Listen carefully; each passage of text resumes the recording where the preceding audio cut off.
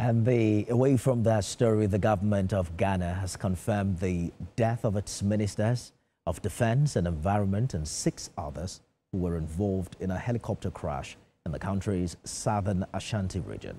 The crash involved a Z-9 helicopter belonging to the Ghana Armed Forces, which lost contact during a flight from Accra to Obuasi. The aircraft was carrying 5 passengers and 3 crew members when it went down.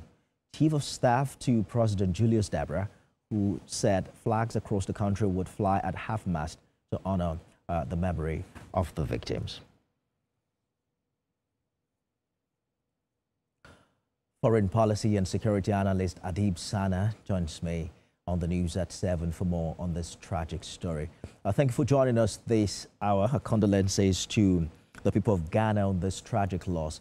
This tragedy has claimed the lives of 2 cabinet ministers and senior officials. How much of a national security and political disruption does this present for Ghana at this time?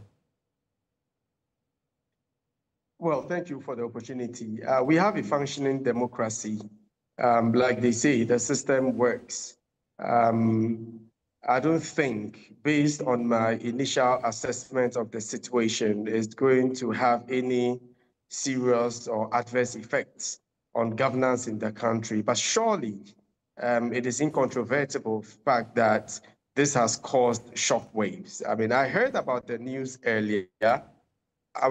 However, I was in a state of denial. I mean, I didn't want to believe it. So I made some few calls to some government officials. I told them, hey, have you heard about the helicopter crash?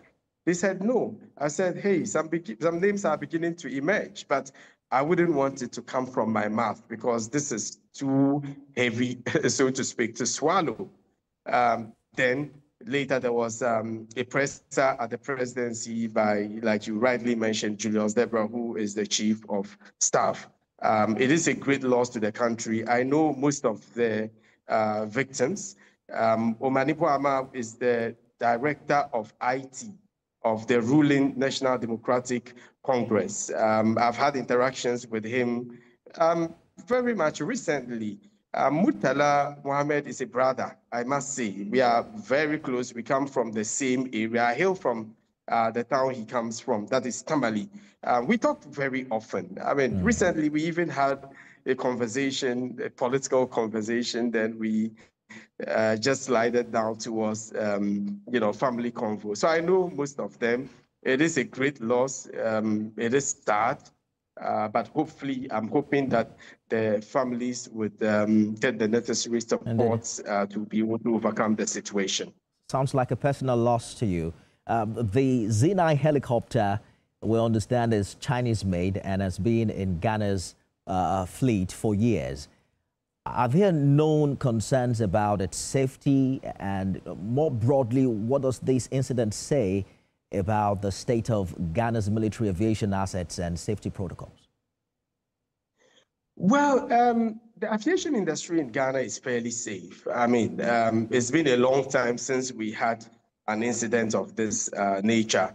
It is the everyday, normal, routine maintenance that is often done. But so far as I am concerned, we haven't really had any significant issue with the fleet for some time now. I've worked within the civil society space, and within my work, we are also supposed to pay attention to some of these issues. The only issue that came out recently is with the presidential jet. I mean, at the point, it looked almost like it is not airworthy, and the issue has come up quite often, but because of the politically sensitive nature of it, the right protocols or approach would have to be used, just in case we want to replace it. But with the military air assets, I am not sure about any major issue beyond the normal, maintenance works that is usually done. So this is a big shock. However, like in every situation, when you have incidents like this, it gives you that unique opportunity, in as much as it is sad, it is a tragedy, to look into the total, the air fleet in its totality to ensure that nothing like that happens again. Foreign policy and security analyst Adib Sani, thank you for talking to us. Thank you.